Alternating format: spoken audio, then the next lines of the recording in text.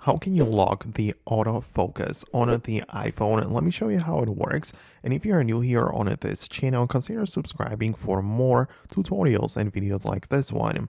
So the focus within the iPhone camera by default is set to the automatic, meaning that you can point your camera no matter if it's a front or rear facing, whatever. You point your camera at anything and it will focus on that, right? So it is designed well and it makes sure that every shot is fully sharp and in focus.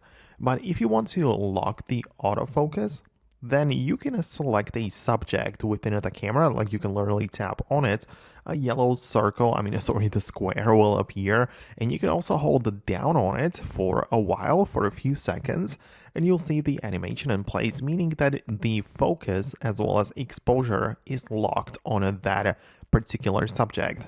That means that you can move to a different place and, your camera will not focus on something else. It will stay as it is right now. So sometimes you might want to use it, especially for the videos, which, sometimes you want to just focus on one subject, then move your camera around and make sure that nothing gets changed in terms of the focus. So that is how you can use it.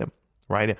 But I know a lot of people, and myself included, I like to use a different camera app to get more out of my, camera experience. And I usually record videos through the Final Cut camera app or the Blackmagic camera.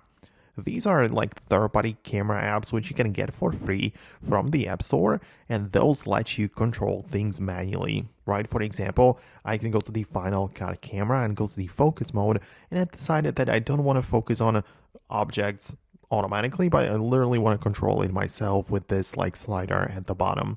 So this gives me much more control and precision, so I really like it actually. So let me know what you think below, hit the thumbs up button and subscribe for the next tutorials and videos like this one, and I'll talk to you soon. So thanks a lot and I'll see you later.